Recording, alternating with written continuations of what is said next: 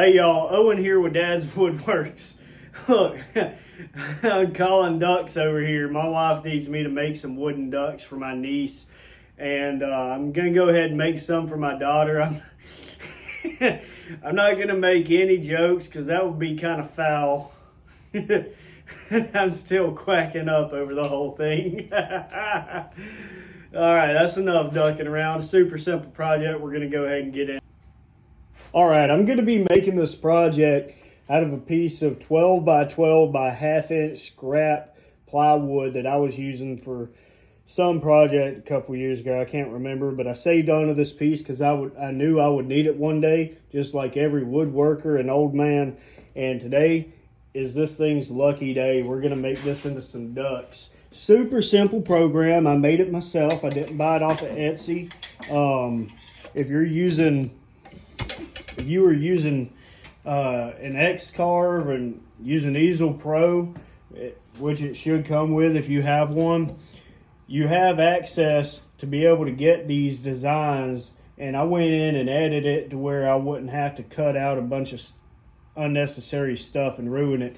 I just got it centered. It's 5 inches by 5 inches.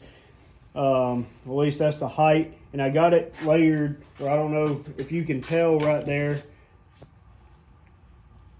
but the 1/4 inch bit that we're going to be using is just going to cut the profile. So the bits, the profiles are overlapping, but not the ducts itself. So that's going to be fun. We're using tabs. It automatically generates tabs in there if you're cutting the depth of the plywood. So we'll go ahead and run it. I'm going to be cut settings. What are my cut settings? 96 inches a minute, 1/8 of an inch depth per pass, 29 inches a minute plunge rate. And I've tested that before. I actually used those cut settings with this high-speed steel end mill on some cedar coasters the other day, and it worked phenomenal. So let's go ahead and get it cutting. If you are new to xcarve or CNC in general, one of the first things you have to do before you can cut any piece is touch off your tool. You saw earlier that the tool was over here in the corner. That's because I have it set where it comes back to my XY0. I leave it there, that way I never lose it unless I bump this thing out of whack. I shouldn't be doing that. I haven't bumped it, so I know that XY is set. So all we have to do is touch off Z, because I was cutting a thicker piece the other day. So, which is always good practice when you put another part up there. Just go ahead and touch it off. But we want to confirm the material thickness and make sure it is clamped down. If not, this thing will come flying out and it's just going to be a bad day for you. You don't want any of that.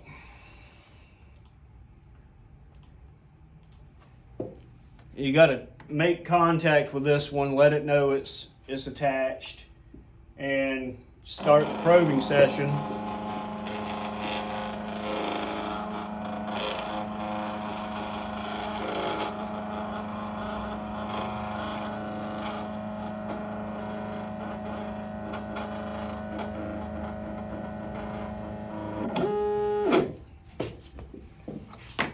All right, it's in its place, and I'm gonna bring it back at the 2 inches that I brought it up to be able to touch it off. 1, 2, 1, 2. All right, important. If you've never done any of this before, make sure your safety glasses are on before you even fire up the damn spindle, or you're gonna get something in your eye lookers. You never want that. It hurts. You could lose an eye, and you need your eyes. All right, it's a safety issue. Make sure you have it on before you turn your spindle on, which we're doing now.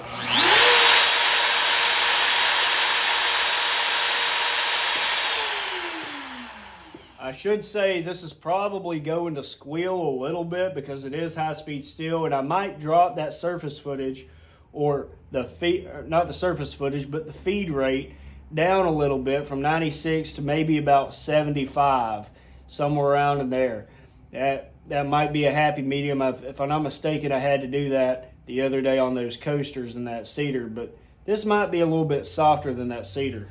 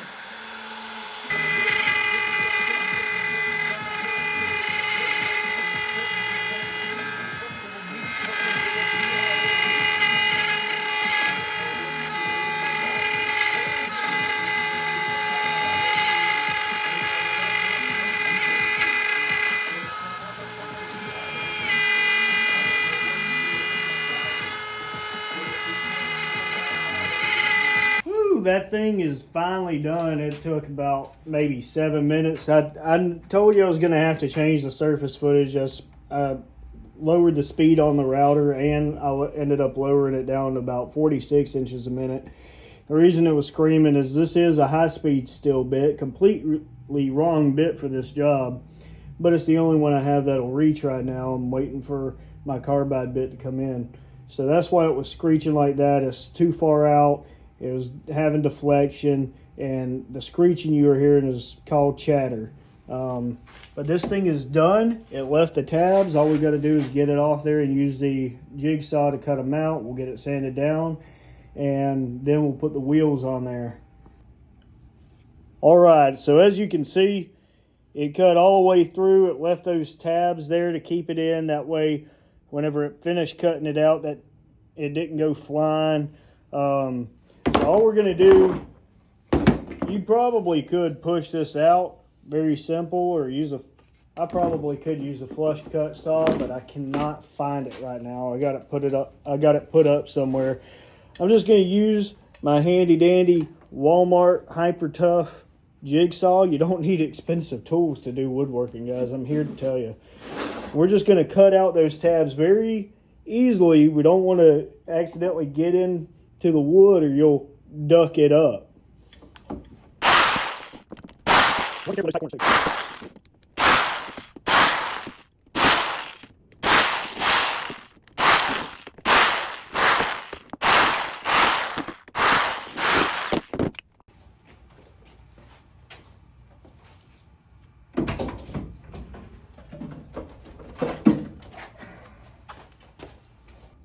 All right, now we're just going to plug in the belt sander, and we're going to sand off some of those tabs. That part might be a little tricky. We might have to use the rasp or some sandpaper to get that off in that corner.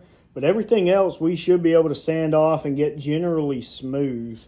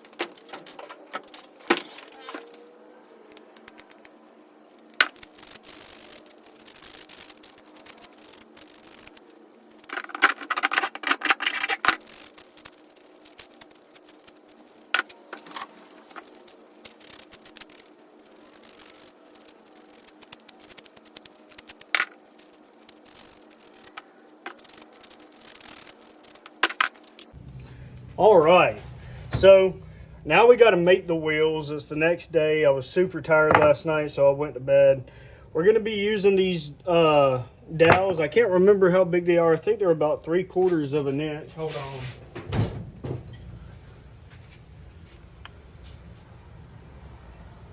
on. No, they're 7/8 of an inch.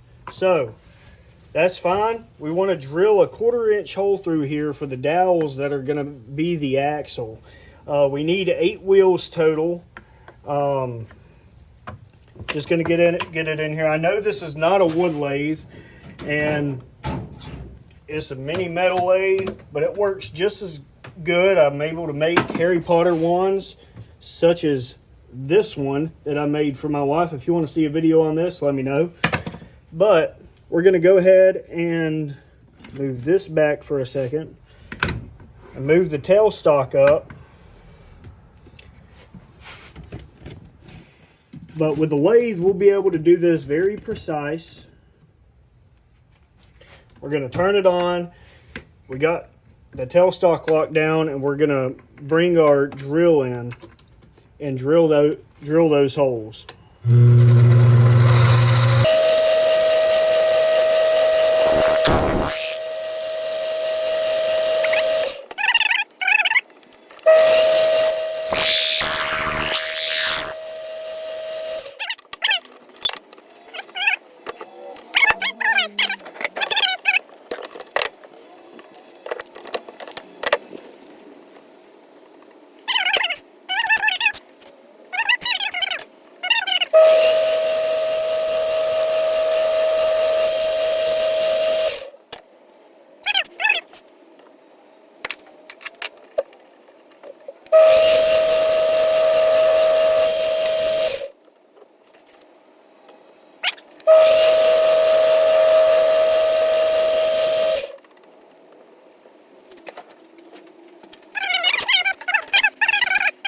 Alright, so what we're going to do, we got the holes lined up for the ducts. We've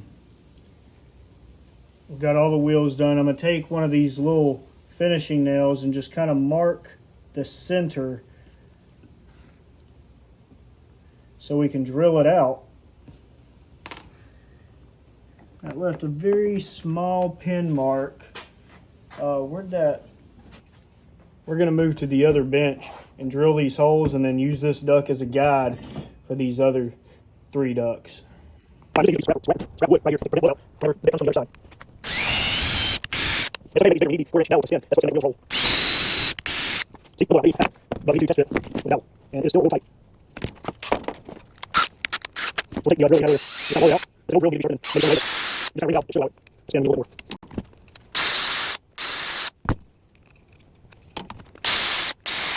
I could use a bit. Oh, this skins. Here, all I'm doing is cutting these. I think they're about 4 5/8.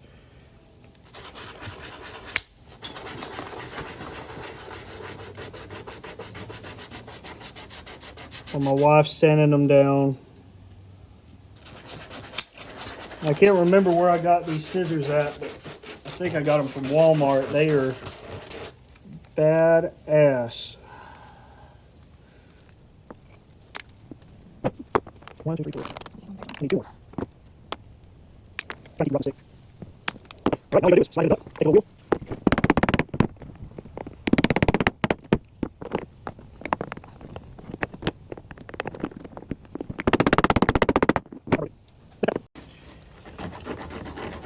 Sometimes they're a little tight. All you got to do is take your drill and run it back through it a couple of times. It should loosen it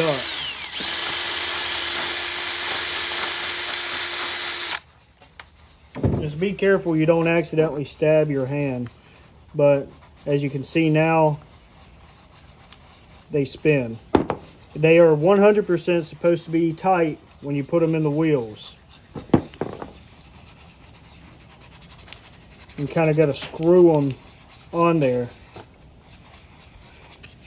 And with that being the last one, this ducking project is done.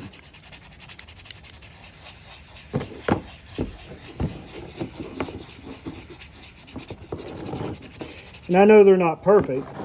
They're not supposed to be. Got that handcrafted feel to them. You can make them better. I'm sure you can. I believe in you. But it's probably one of the cutest projects I've ever done. And I absolutely hated doing it. Because it was a pain. Next time I'm just going to buy the wheels from Hobby Lobby. But this is a way you can do it without buying pre-bought stuff. Thank you for watching.